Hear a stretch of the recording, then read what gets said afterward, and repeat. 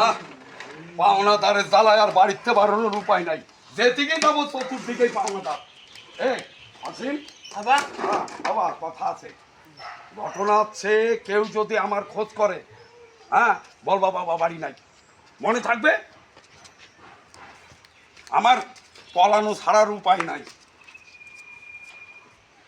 শুধু নয় ছয়, শুধু নয় ছয়, টাকা দেওয়ার নাম নাই, এর একটা হেসরস্ত।